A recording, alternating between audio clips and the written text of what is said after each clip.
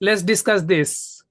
If someone tell me that your marketing sucks, okay, so of course, we take chance, we fail, we win, and so what could be some reasons that someone can have that comment that your marketing sucks, so we can avoid those and make it more fruitful. So tell me that tell me some reasons like someone can say your marketing sucks. Well, that's a great question, man. And good morning to everyone out there. Again, when someone tells you that your marketing sucks, what exactly are you doing?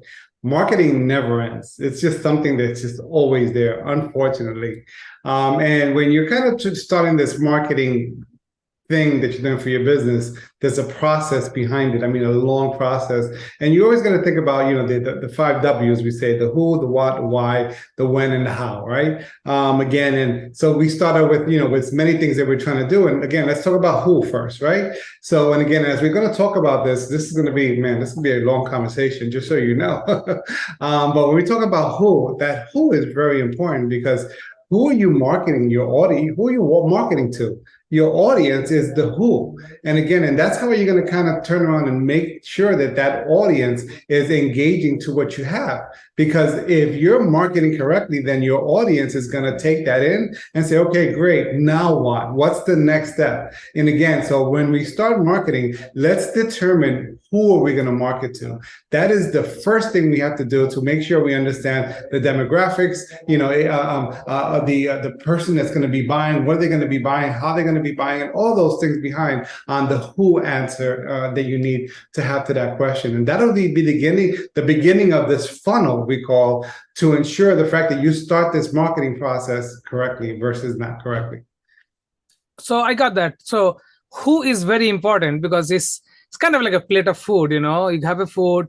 Now who is eating that? If it's a spicy food, somebody likes spicy has to eat that. Or it's like it's a sweet, somebody likes sweet. So kind of like same thing, like you have to have the right audience to watch your content. And so now my question, I'm sorry, let me just say then, because what you just said, imagine you eating the food, right? Now you have engagement. When you have engagement, then okay, you're already halfway there, because now the person's going to be engaging with what you're offering, what you're saying. They trust you, believe you, you're going to take it from there. So now you're starting to accomplish this entire beginning of the funnel. Correct. So it has to be the right people. Ray, that's a great point. The number one reason should be who is watching my content. Now, I know there are analytics everywhere, but what particular, either is it the age group I should look for, or is it, what should I look for in the analytics, and where can I find the analytics? What's the easy way to find out?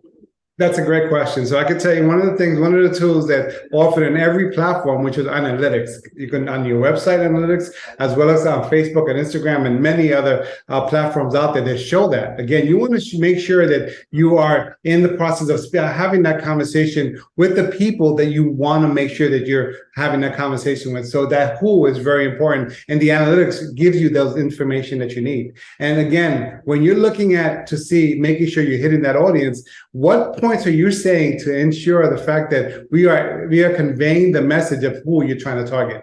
So I know this is a lot of words, a lot of stuff happening with these analytics, but again, this analytics is the data, i.e. like your bank account. You're going to look at your account, right?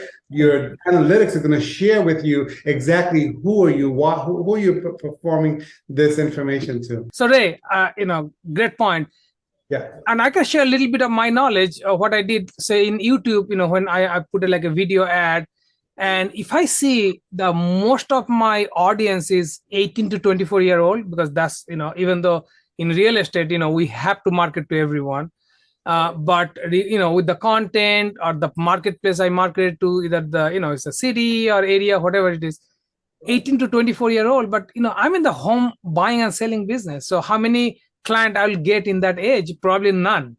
Correct. So I think that is very, very important. Who am I reaching out to? Not only having, okay, I have 10,000 views for a video, and most of them are very young people. They're not going to buy a home right now.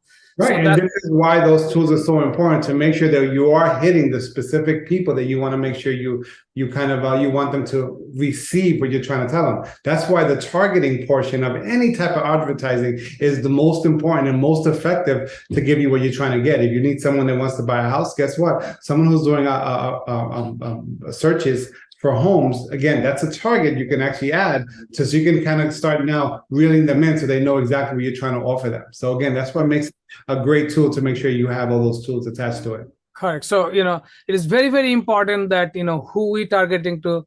Ray, thank you very much, because I agree that should be number one reason, to look for or to work on, so our marketing does not suck. Right. Thank you, Ray. Thanks very much for that information. Thanks, my friend, for watching this episode. Hopefully, this is going to help you a little bit in your marketing. All the ideas you're putting in place, getting the right audience. See you next week, Thursday at 11 o'clock. Till then.